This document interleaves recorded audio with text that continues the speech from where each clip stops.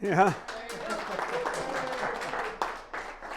How do you do that? Hey, you need a little more thunder. Here we go. Here we go. Come on. Oh, great. Technical difficulty right off the bat. You got to love this. Anybody got a good joke from the beginning? Here we go. And now I'm going to have to just turn this down. I'm going to let this go for a little bit, but thank you so much for coming. And we hope that today you just enjoy yourself. The whole session is kind of behind the curtain of Oz. One of the most important things that we get to do is we get to spend some intimate time with you, get to put a name to a face, get to know our staff, you get to know us, and you're also going to get an overview of the whole thing of how everything works. So the more questions you can ask, the more that you can engage our staff, the more that you can do those things, it's going to make it just much more enjoyable, not only for you, but for us. That makes sense? Tim, can you hear me? Okay, so with that, we're going to begin.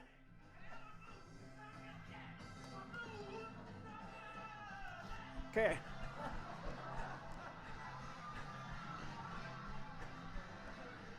Does everybody remember Jake and Elwood?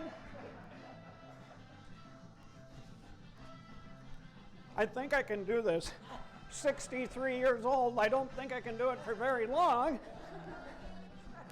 Okay. Somebody grab me.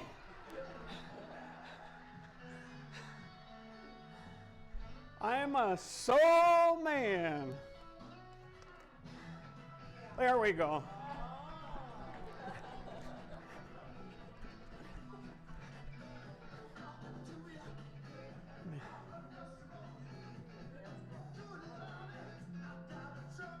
Stop.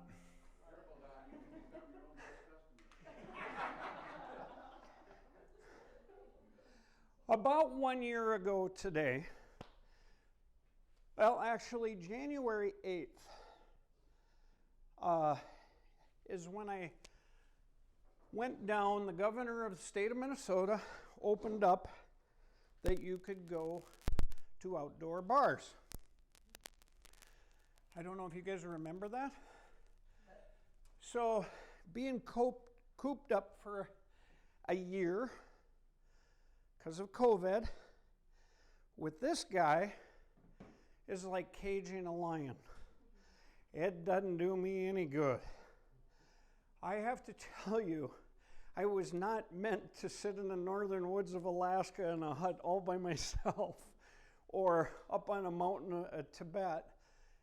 I am a too social guy. I gotta have people around me. So my buddy, since 3 years old, Luke and his wife, Kathy, and my wife and I, we go down to Tedworth Park. We go snowshoeing. Afterwards, we go to a microbrewery outside. I know the lady that gave me COVID. They were students from the University of Nebraska. And it took about an hour and a half to get in to get an adult beverage. So we're in line like this talking. We all four got it. Luke and I got it really bad, and I got it extremely bad. The women, not so much. Basically, lost a taste, lost a smell. After about 2 weeks of COVID and the trots and everything else, I lose 20 pounds, and I wake up in the morning at about 3 in the morning and I can't stand. The world is spinning. Neurologically, there's something really wrong. I go back to bed, I go to the bathroom and I go back to bed, and about 9 o'clock I call Luke like I did every day and said, "Hey bud, how you doing?" And then he asks how I'm doing, and I'm saying, I got really serious issues neurologically. And he was a doctor's son. He's a lawyer down in the cities. And he said, I think you had a stroke. A stroke? Yeah, he said, all your chairs, guys, if you want.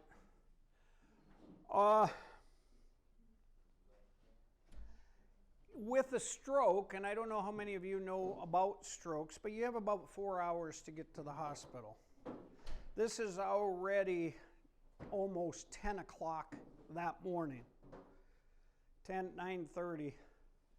My wife immediately hops me in the car, and we go to the hospital. At my naivety of thought is so out of sync with reality at this point because I do not realize my wife can't come in. I get left off at emergency and I'm put in a wheelchair and they wheel me into emergency. And I say goodbye to my wife. Scared, don't mean to offend you, but scared absolutely shitless. My heart goes like this. And immediately I start to bargain. Well, the first thing I do is with God. The way that I converse with God is unique to me because I'm a unique person and my conversation pattern may be different than yours, but I simply say to God, I'm full of shit. He already knows this. But I spent my life in this line of work. 43 years on the other side of tragedy. Someone dying. I'm always there 30 to 60 days out all the time on death. It's been my whole pattern of my whole life. So I'm okay spiritually, mentally, that if my number's called, I'm fine. Until that moment. All bets are off. I'm full of shit. So, being the salesman I am, I go into negotiation. God, here's the deal. I am not going to be a perfect man, nor am I going to be perfect in my practices. But from this moment on, my life is yours. I am going to try to be steadfast and true. I'm going to try to live your will 100%. No questions. For that, I get to see my wife, my children, my grandchildren, and the people most dear to me.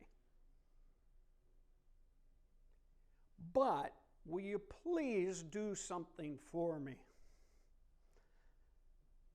Can you be obvious when you speak to me? I'm not good with innuendo. I'm not good with riddles. God speaks to me through people, events. He doesn't go, hey, Dawn, turn right. No, never has. But I know He's always been in my life. So I don't want to freak you out that, oh my God, here we are on a religious crusade. I started with Soul Man. I am a practicing Catholic. I grew up in Catholic grade school. I went to Catholic university. I've studied theology. And I am not really heavily religious by man's standards, because man, to me, just kind of screws up everything since the time I began. However, I'm extremely spiritual. Extremely spiritual. I think just man gets in the way. So I am a soul man. And I start the journey of, okay, be obvious to me. Tell me what to do. Well, be careful what you wish for. Be very careful what you wish for. Because that very night, when I'm in a cognitive state of cloud, I can tell a nurse that is doing with me is not healthy mentally. And somehow I'm supposed to intercess. So I tell her to sit at my bedside. And for an hour and a half, I listened, I talked, I heard, I asked her how she was. And that night, I am 100% convinced that God, through me, kept her from taking her life that night. Holy crap. And so the story begins. And since that time, it's gotten freaky, frickin' weird. To the point where somebody comes from 2 states away, walks in my door and says, "Is your name Dawn?" And I said, "Yes. I'm supposed to see you. Who sent you?" I just came back from Dallas this last weekend because I was called to serve another woman who was in our business. I've had more of this stuff in the last year than I've ever had, and I have to tell you, about 8 months in, it got rather unnerving. I didn't want to, I go, God, maybe it's just a magic act. Maybe it's just illusion. Maybe this isn't real. Doubt in my faith creeps in. And then I just have to learn to shut up and go with the flow. It's not mine to judge. So that's what I'm here for. But I literally say that to all of you. Why are you here? Not here. Why are you here? Why are you on this planet? Well, I've been blessed beyond measure to be called into a profession that I believe in, that I know that I was supposed to be in. I literally know that I'm supposed to be at the other end of that table when they've lost a son or a daughter or a husband or a wife. And over my 43 years, I've become good at it, very good at it, because it's a calling, it's a want, it's a desire, it's with intent. I want to simply be the best version of me. Is that an easy task? Hell no. It comes with all kinds of insecurity. It comes with all kinds of self-doubt. It comes with all kinds of weird baggage. It comes with all kinds of crap of how I was raised, the narrative that I'm in. But I do know that's what I'm supposed to do. So be the best version of yourself is why you're here. And I surmise, Miranda, I surmise that you want that for your fellow human beings. It's just a common thing that I really do want what's best for Kelly. But, oh God, this thing of gossip and jealousy and envy and all that's so damn fun. Do I really want her best interest, or should I just trip her on the side and watch her fall and laugh? I don't know what it is about mankind, you know, the 7 deadly sins and the things that we're going through. But I think if I can but inspire you, because I can't motivate you here today. I'm not here to motivate you. Dwayne, I cannot motivate you, but I can hopefully inspire you. And you can inspire other people, because that's what we're called to do.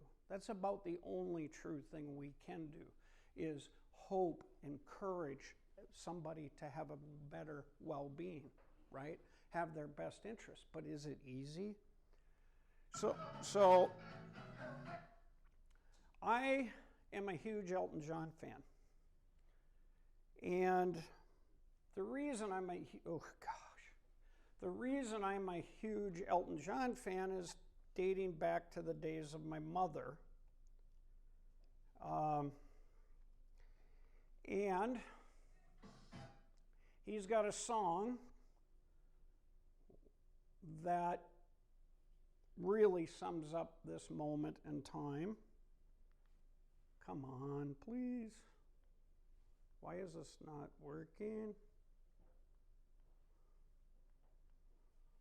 For the love of...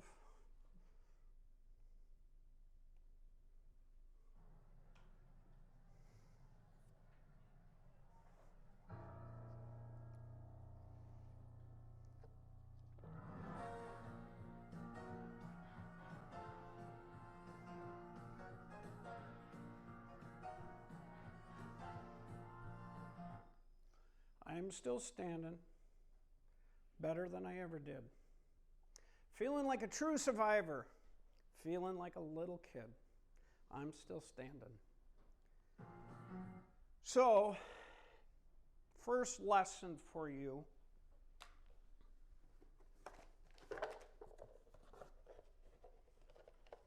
The first lesson for you is I intentionally kind of whacked you on side the head when I came in here today. Pass that around. This is for you to write anything that hits your muse today. And hey, Mike.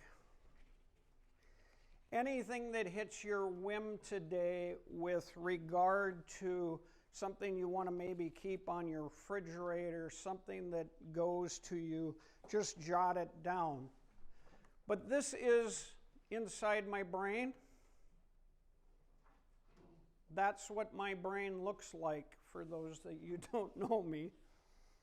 It is a little bit of everything. And my belief system is typed with my mission in life. And my mission in life is that mission. So I am not about money. I am not about the acquisition of things. I am about an open-hearted person. On the back of the card is Ecclesiastes, because I believe that all things have a reason and a purpose under heaven. But what I want you to think about is when you walked in here today, your first lesson, the consumer's perception is everything. Your perception of me was determined, and I hopefully flipped it on its head. I started very unprofessionally, wearing a baseball jersey, listened to a rock and roll song. Why? Because you only have 5 senses to gather your information. And those 5 senses, okay, sight, hearing, sound, smell, taste, all those things determine who you are and how you perceive the world around you. Okay? So we have a customer walk into our place, Amanda. You guys pull this off. Amanda's with Roselawn Cemetery. It's one of the few places our crews go to, our truck drivers go to, that they said, we feel validated. We feel important. We actually kind of feel like we're Santa Claus bringing gifts. Is a rough quote from truck drivers. They're busy. They're running a cemetery. They got a world of stuff going on and burials to do and this to do and that to do. And I imagine accounting and I imagine this and that. But somehow when somebody walks through their door, they must do a great job of going, time out, I'm going to pay attention to this individual. I don't know what elixir you have in the snake oil, but that's beautiful elixir, right? There's no words that can tell, that speak volumes of how a customer is being judged. And we're a supplier. They don't need to do that. Are you kidding me? Gotta fill out your damn paperwork, get out here, put your marker out by the back door, get the, boom. Oh, you didn't do something right. You didn't sign this piece of paper dropping off the marker right. No, you don't do that. So what I want you to do when you get home, who in here has that really best friend? Who's got a really, really best friend? Cal? You got? It would probably be easier to ask with so few things going up. Does somebody not have a really best friend? Ooh, that would be weird to raise your hand. But what is a best friend? A best friend is a safety net, ability to be who you are without judgment, right? And they really do want the best for you, okay? In a world where whether I wear a mask or whether I'm vaccinated, whether I'm a Republican or whether I'm a Democrat, whether I'm white, whether you're black, whether I'm Catholic, whether you're Lutheran, oh, for the love of God, what's with all the judgment? What the hell is wrong with us? When the single dignity of a human being, but you need that best friend. And so we have this thing called a paradox, and a paradox is something that's true but actually false, or something that's false that's seemingly true. And when we have that, we have the perception of ourselves and the customer.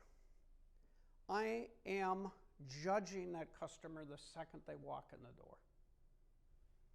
And guess what they're doing to us? What are they doing to us, Mark? They're judging you. And the whole process takes about 6 seconds. The whole process takes 6 seconds. If you're a lousy piece of work, you're a lousy piece of work.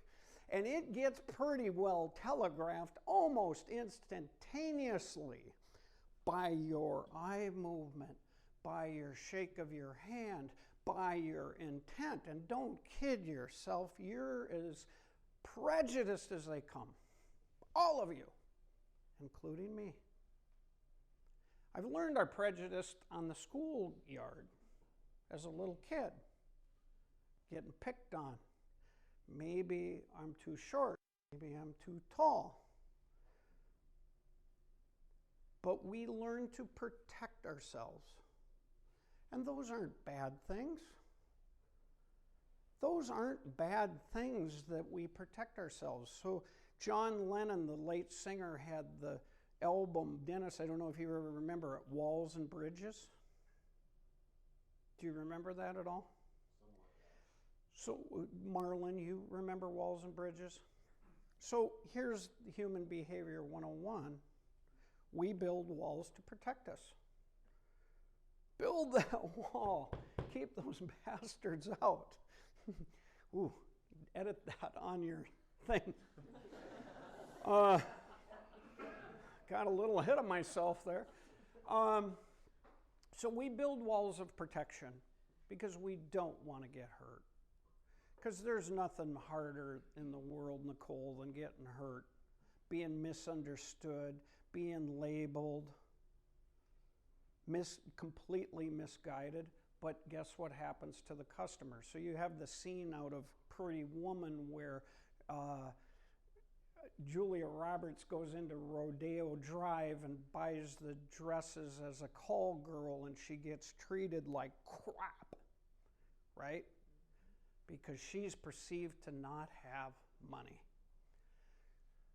So how in the world do we begin to do this? Well, if you're going to take an honest look at your own behavior, you've got to look at both the physical environment you're in and the human environment you're in.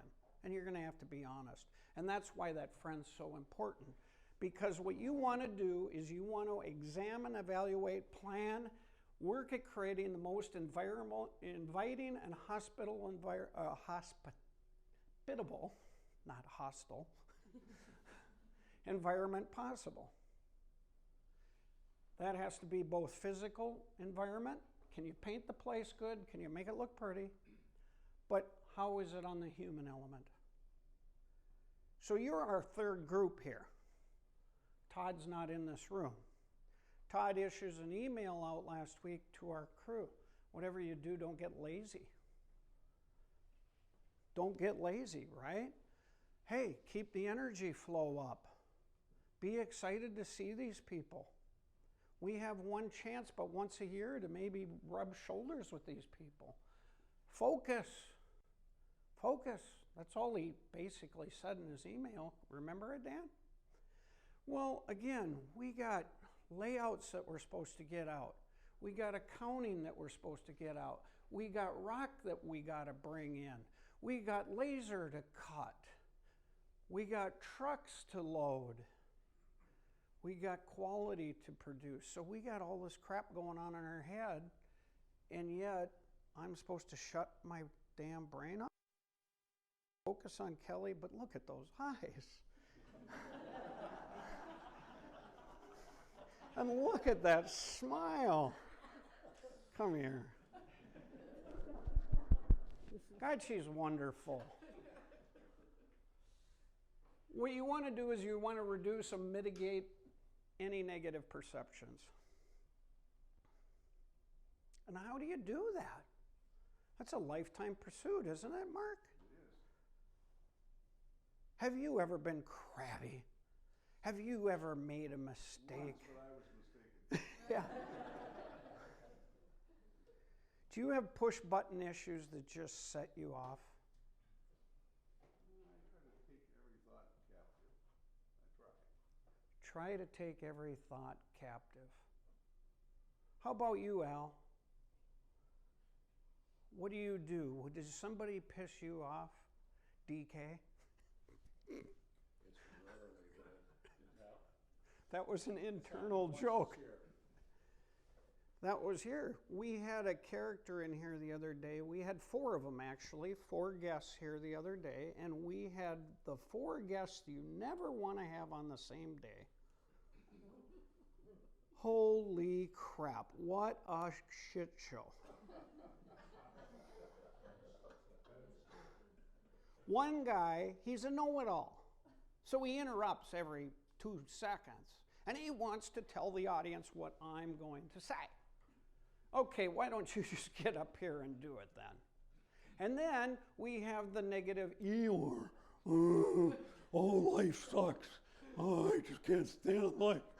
May you all rot in hell. We had one guy, our cement guy, a cement guy who literally is one of the most talented cement guys in the history of cement guys. He's done construction, bridges, roads. And he works for us back in the cement car. And this guy is totally telling them what a shit show we are and what a lousy job of cement we do.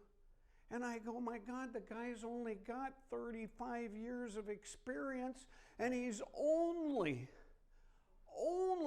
done the best job possible, and he's come into this company and he's totally redone the department. He's taken 2 people and gone down to 1, and he now has free time when we could never catch up, and the quality of work is great. But I got this wonderful guest telling him elsewise. How do you not want to punch the son of a bitch?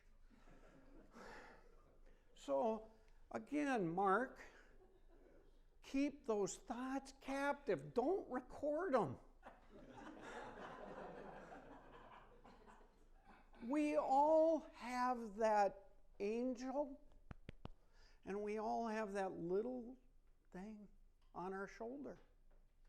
And I have so predictably, Miles, you can get me going. I don't get going, I don't lose my temper very often. In fact, it really pisses me off in my family that I get mad maybe once every 5 years. And the second I get mad, they all just hilarically start laughing. Well, now I'm not allowed to be mad in my family because they don't know, they're just not used to this. What's with this guy? They think it's funny. And I'm full on mad, but I'm like Clark Griswold at the end of Christmas Vacation because I'm a rat and monkey, blah, blah, blah, and veins are coming out and I'm totally irrational. But, Miles, it's simple. Tell me I'm stupid. Insinuate I'm stupid. Insinuate I'm lazy.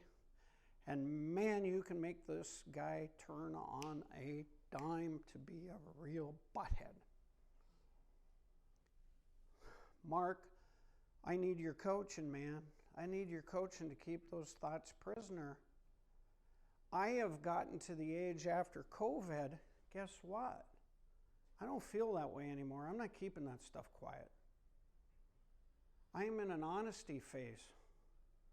And I hope it continues. To me, honesty is more important than anything that I could ever do. The integrity of a man's soul. My soul. I can't worry about Kelly. Hell, I got enough problems. How she processes the world, how she interacts with the world is her thing. I'm here to simply help her if she wants it. I hope she wants that for me. I really do. But perfect, there is no perfect in this man.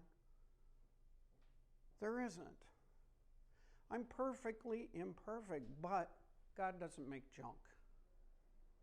He doesn't. He put me on this earth for a reason and a purpose, and is for me to just subserve to that. Al, I've never seen you mad. This guy here has been an account for us for what, 24 years? 25? Something like that. 25 years. Where else would I go? 25 years. I swear to God we could crap in your Wheaties and you would think it was good. I mean that. The guy, I don't know, I suppose we could spell the name completely wrong, turn the marker, put it on the wrong color, turn it upside down, and he would still smile. I don't know. Maybe we don't do that very often. The guy is pure class. Pure class. It's unbelievable. I literally say, take out the money. What do you want in that? What do you want in that? Just take it. I don't care. There's a couple $100 in there maybe. So go ahead. I trust him. Why? Because I've known the man for 24 years or 25 and I've never ever seen anything else. I'm sure he's got his back dark side. He must. Poor cadavers in the night when he's embalming them. I don't know. Last to let you down. What? Last to let you down. The last to let you down. 3, have a clear mission of what you do and why. What do you want to have said about you, Nicole? You're too dang young to think about this, but really today you could pull across the highway and get schmucked. I hate to tell you that.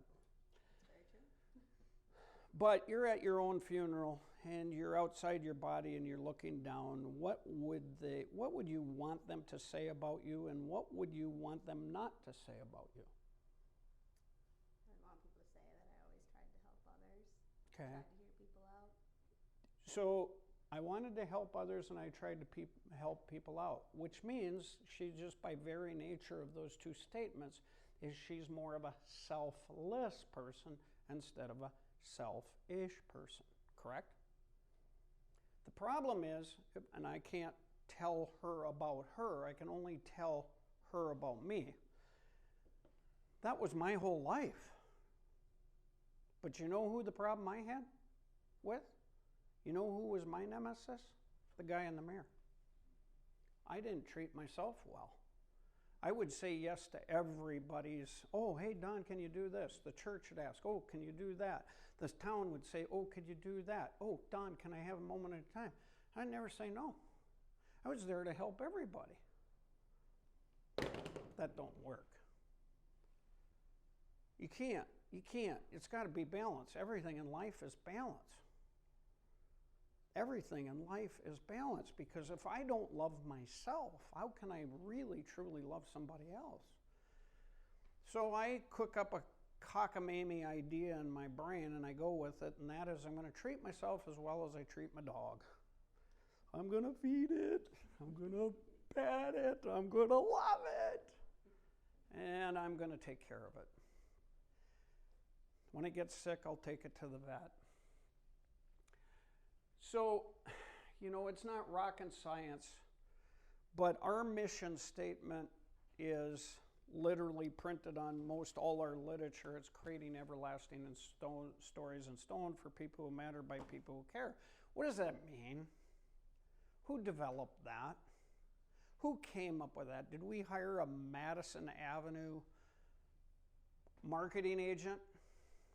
Did the owners of this company come up with that? What do you think? Who came up with it was our employees.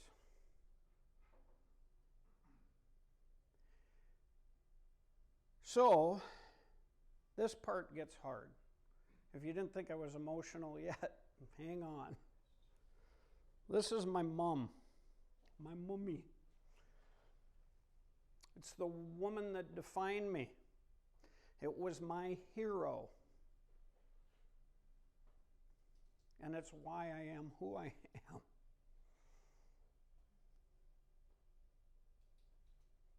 She died in 1979. My mom had a shit life. She was dealt a deck of cards that was an awful deck of cards. God gives out cards, 5 cards. We're going to play poker here. This is your hand you're dealt. Mother died, father died, sister died, brother died, all before she's 17.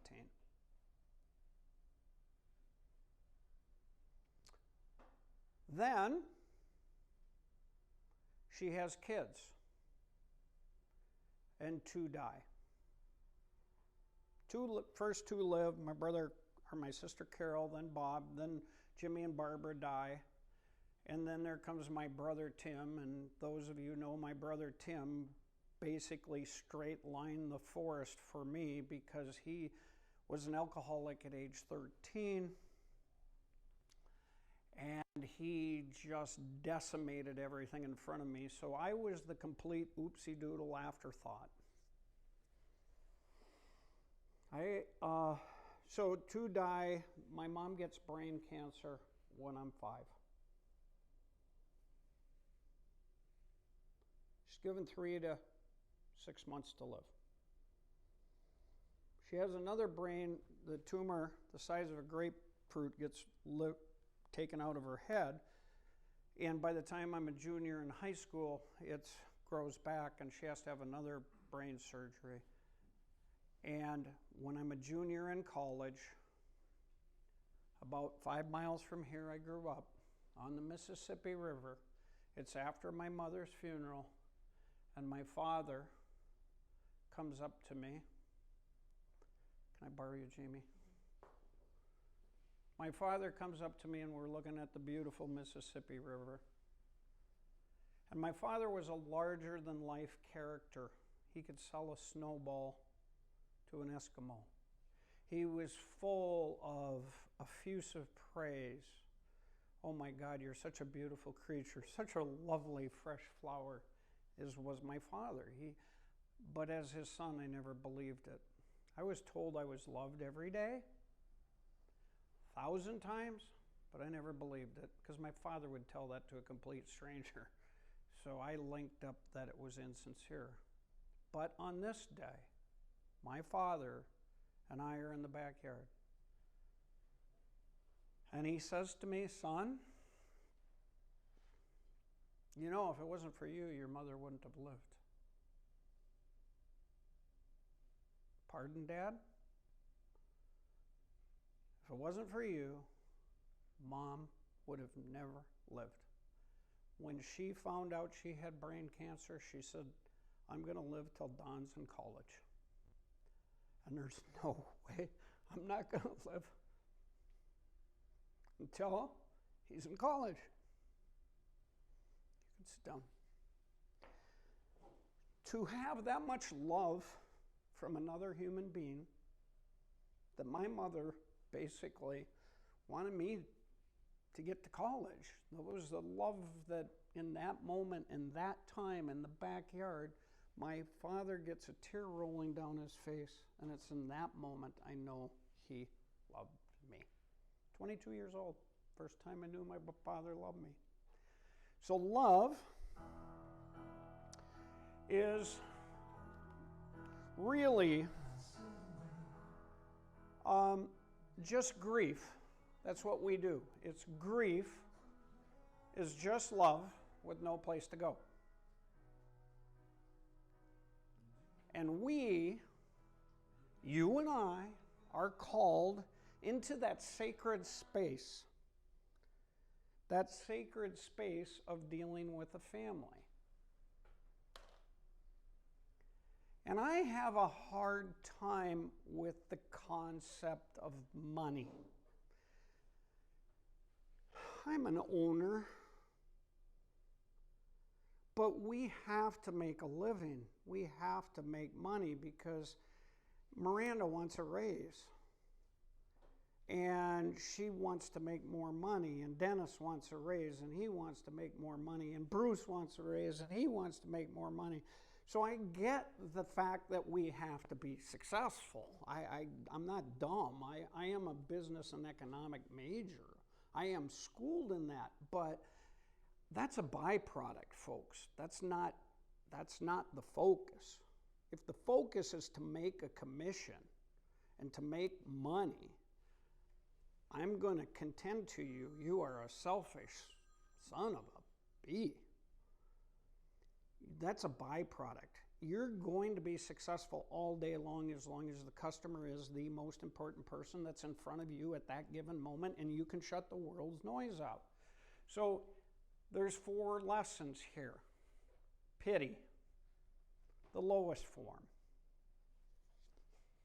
It says, I acknowledge your suffering. Oh, Don, God, your story. Poor you. Not exactly sympathetic to my story. I pity you. Boy, it sucked to be you, being the son of that. Well, there really wasn't the story about me. It was actually the story of my mother. It wasn't about me. It's about my mother. My mother influenced me. Sympathy, higher form, little higher form. I'm so sorry about your loss. Okay, common thing. I care about your suffering. It is the most uncomfortable thing in the world when you go through a grieving line at a funeral and you have to share your feelings with somebody and, you know, my sympathy and condolences with you. Okay, it's a little better. Awkward. Empathy. What is empathy? What is empathy? Dwayne, what is empathy? What is empathy, Dwayne? That's what's always said. It's walking in the same shoes. You can't walk in anybody's shoes. Miles, come here. Take off your shoes. Can you walk in my shoes? Your feet fit? I think so.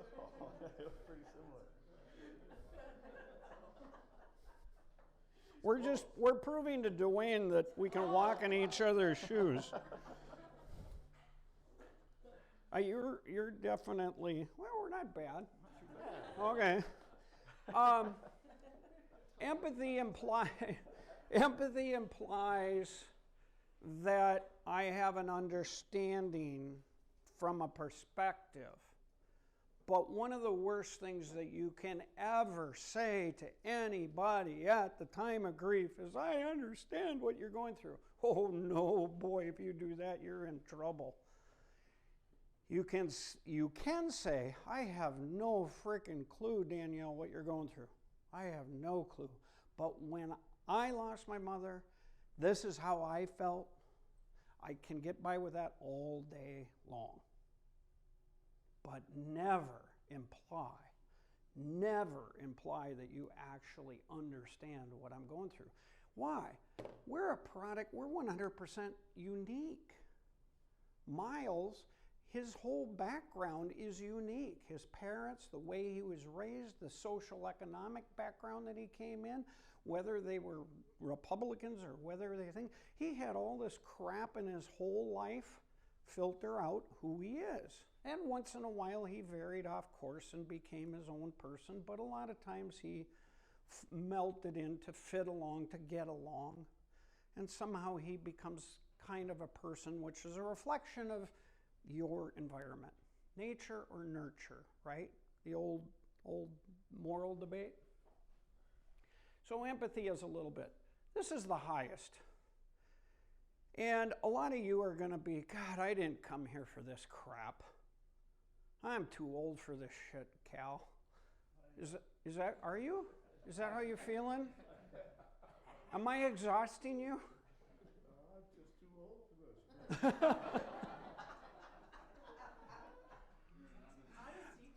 this. What is compassion? It is empathy with action. It's a desire to help. So Nicole, you're doing great at sales. You just got into it, right? And you're doing really well in your first bit, right? Yeah. And why? Is it just because of you? No, I think it's because of the people I work with as well. Okay. But actually, she answered the question. It is because of her. It is actually because of her. Because all the nice fancy equipment and all the nice fancy sales tools and all the nice catalogs help. That's physical environment. But it's the human act that somehow maybe just saying you were raised okay, you had somewhat of a decent self-image, and as a young gal, you could step into the arena of emotional languages, grief, loss, pain, and suffering, somewhat comfortably. How the hell do you get comfortable at this? I don't know. Nicole, you know, you got into funeral service. Why? Have no clue? Astrophysics was too hard? No. Well, I went in for pharmacy, actually. You went in for pharmacy? And ended up in funeral service. Wanted to help people. You wanted to help people. So you were motivated to help people. Great book out there to read if you want to study the subject more, and I love her book, is Dr. Brene Brown. Dennis, I don't know if I ever gave you any of those books, but it's called The Gifts of Imperfection. It's a great book for you, my friend. I think you would like it. But again, this lesson is what? What's this say? It says, be real, be you, be honest, be true, be unique, be humble, be grateful, be compassionate, be you. Joanne, you work closest to me in the sense of proximity. And you've worked with me for a long time, and you were to describe the dude to somebody who didn't know me, you have used certain words to describe me. What would they be? I can see one of them up there, eclectic. Eclectic. We've had that conversation. Yeah. Outgoing, encouraging. Okay. Strange. I get labeled crazy, nuts. I do get those, but I also do get the label of eclectic, eccentric. Not so much eccentric. But yeah, I'm unique. And no, there's not, but I'm okay with that actually. I don't have intense problems with the fact that I'm not everybody's cup of tea. I'm my cup of tea. Try to work at it, try to be a better person. But again, Warren Buffett has a quote, and it says it takes 20 years to build a reputation and 5 minutes to ruin it. Okay. What that is simple math. That someone goes to see Marlon, for example, and they have a bad experience. They hate the bugger.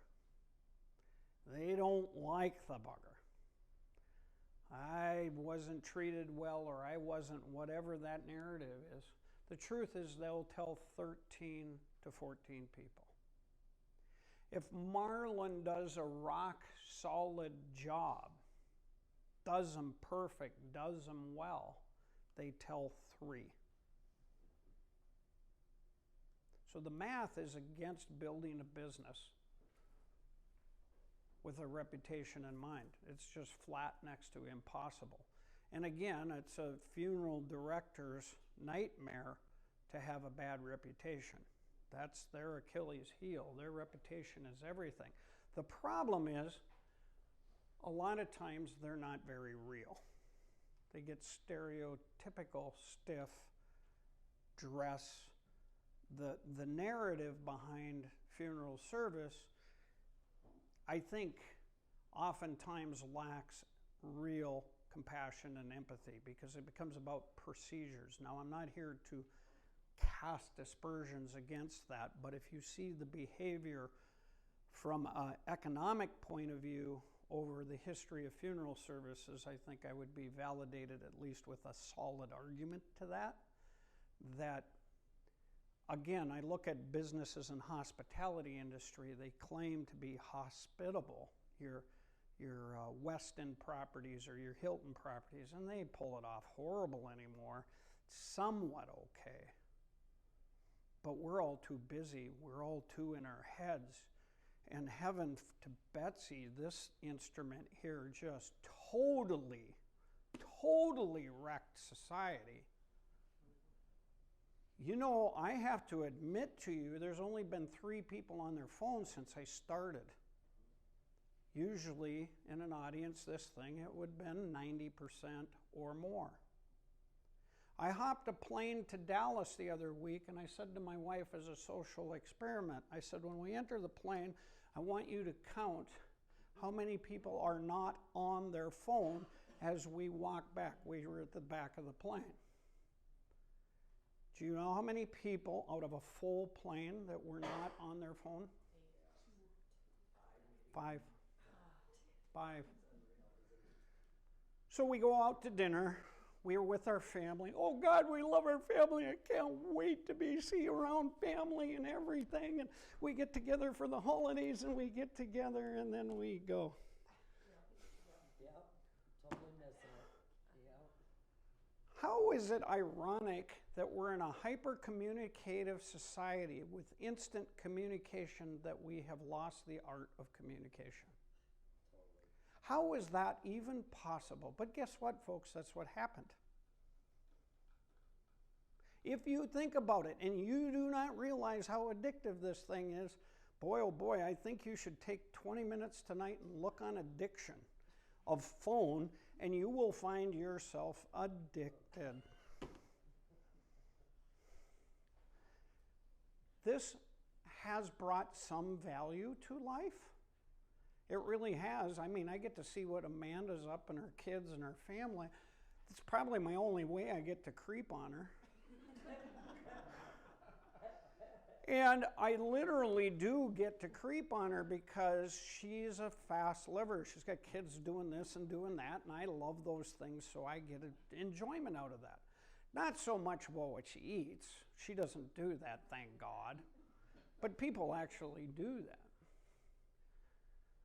So integrity of oneself. Elliot, integrity of oneself. What is it, the it factor about you?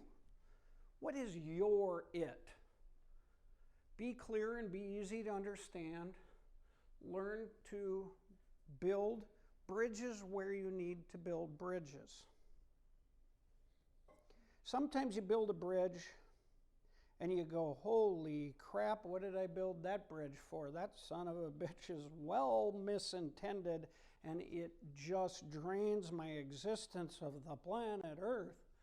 Well, you tear down that bridge and you don't, love is a bridge.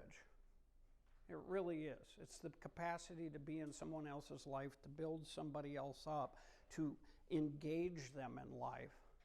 But let's just face it, some people aren't worth saving. I can't control that. I can only inspire it.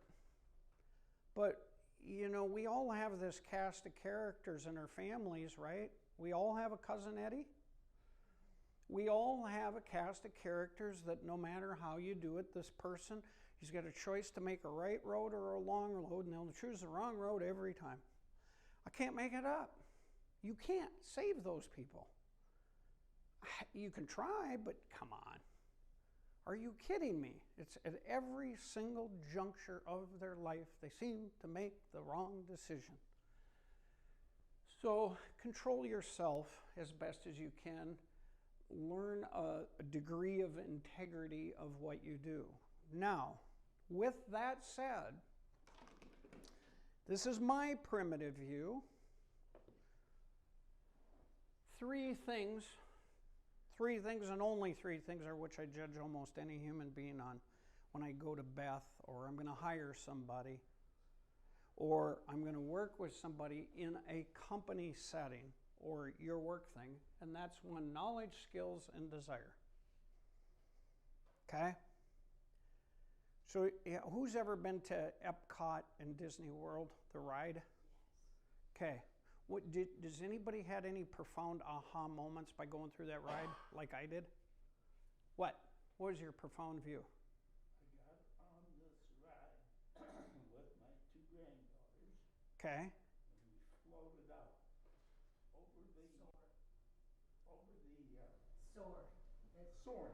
over the orange orchard. Uh-huh. You could smell the blossoms. Okay, so he had It was great. he had an aha moment of smell. Anybody else an aha moment of the ride? A moment, it's kind of a world history ride. Starts back in the Stone Age and goes forward to Space Age. And my aha moment was in the year 1462. I think it was 1462. I could be wrong by 40, 50 years. But what was invented in 1462? Ha! Al, can I borrow my wallet back? That's pretty good.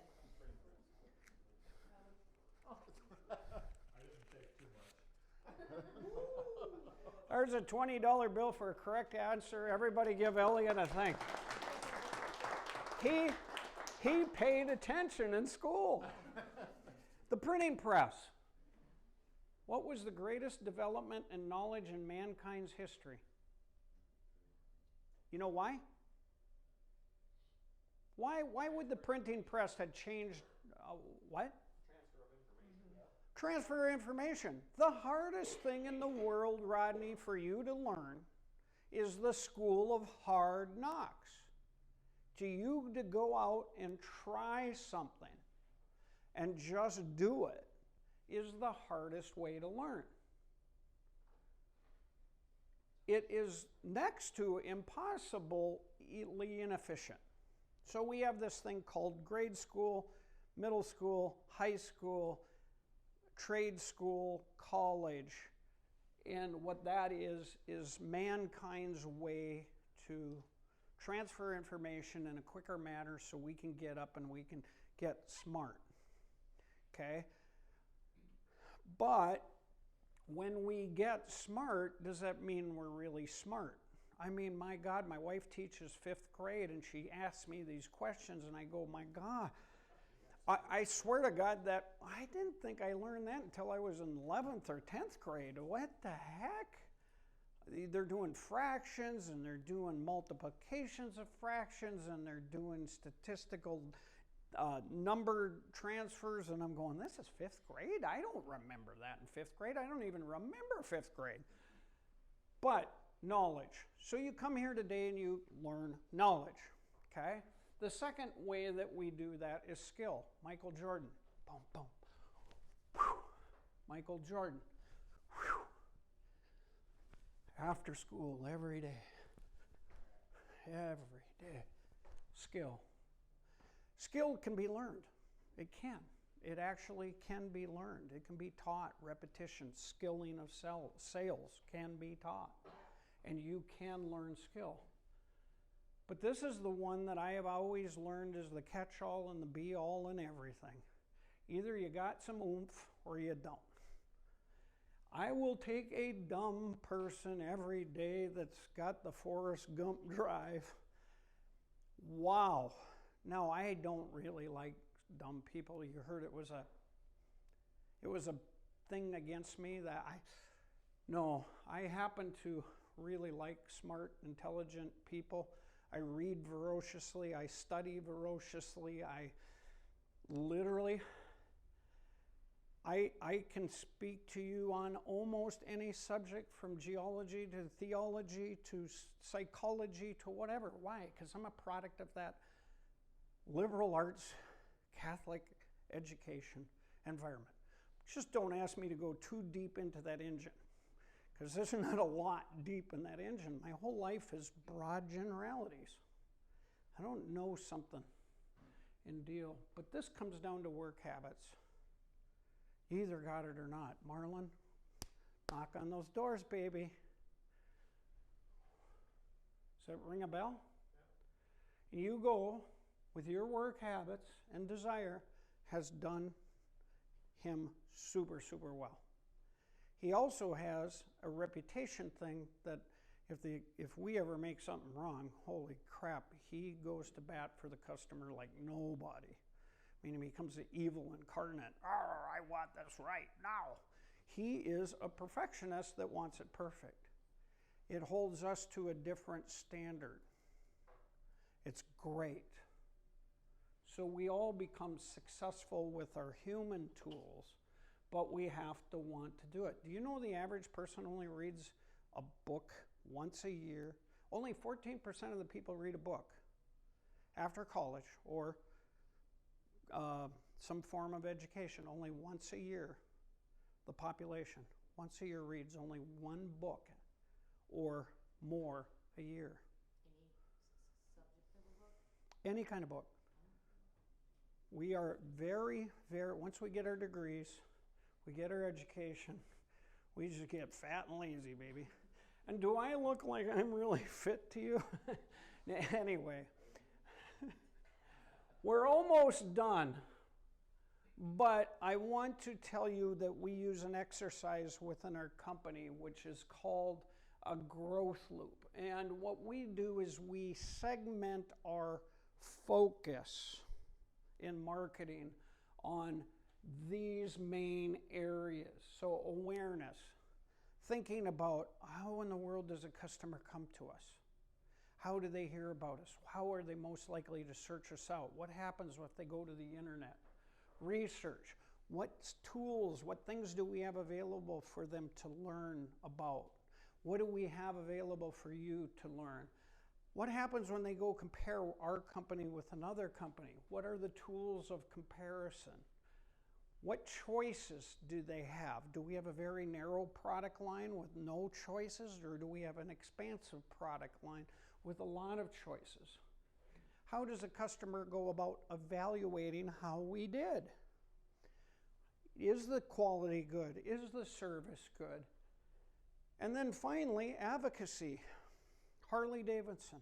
You ride this bad boy. I become addicted to Harley. So much so that I'm going to spend a couple $100 on a jacket that says Harley. I'm going to bling out my bike, Harley. I'm going to go to Sturgis with 400,000 to 500,000 other Harley dudes and gals. And it becomes a religion. advocacy. NFL is an advocacy thing.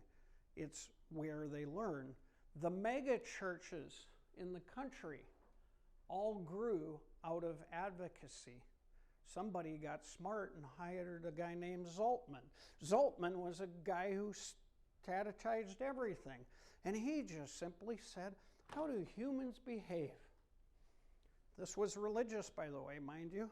But he wanted to know, the church wanted to know what made people feel good. What they learned was pretty obvious. Add music, add visual excitement, build from here, crescendo up, and you got them. It's just like a football game. We get tight, start the game, gets a little more exciting, boom, boom, boom, boom. All of a sudden you get people invested. Once you get them invested, you got them. Then you take them back down, calm them down, go out, see you next week. Sounds religious, sounds kind of creepy, but that's how the mega churches grew out of Chicago in the old days. That's how it happened. Did you know that? No, it was actually Zoltman. It was studied a technique called the metaphor-enlistment technique, and it was applied by the churches to help the churches sell. Has my church, Catholic, changed its marketing in the last 2,000 years? Not so much. If you weren't a Catholic, I think you'd be freaked out that it's so ritualized. I love it. But that's my choice. It's not perfect, but that's my choice. So, your job in life, your job is the tools to discover the story behind the people. What we've learned today, I hope you learned today, is that you are correct, Nicole. You're infinitely important. And you have a calling. Beth, you have a calling. Whether you know it from above or you just know it from within. Because you, my dear, have this sacred obligation of taking a family at a very vulnerable time when they've lost their loved one, and you help them tell a story. And you're not there to sell them. You're there to listen, to understand, to gather information, to go back and confirm that information, validate that information, and then to create. You're definitely a part of the process. Joanne was hired for us, with us. She came from a customer service background. And so she was behind the scenes helping monument dealers across the country with, how to get a price on this and how to do that. After hiring her, did you realize she was actually on the wrong seat of the bus? She was much better in front of grieving families. She's an absolute natural gift because she actually gets almost scarily, eerily involved. So much that you're going to Belize? Perhaps, yeah. Perhaps. One of her customers invited her down to Belize. So how does that happen? But anyway, it happens because once in a while you open yourself up to a human being to let things just go, to be, and what they are. Where is Willie and them? We got to go to our technique or game now. I want to thank you for your time, your attention. I really want to thank you for your investment in my hour today, hour and a half today. I hope there's a nugget in there somewhere that you find some form of inspiration, some kind of lesson learned that you can apply to your life. If at any time I can be available to you to help you in your own individual journey, I probably won't give you my wallet, but I might give you $20. Just thank you for being you, because you were absolutely wonderful. You were absolutely wonderful. All of you to speak with you today. As you can see, I'm extremely shy and very nervous kind of guy. No, not really. You two, we have a fun game for you now. Chris and Willie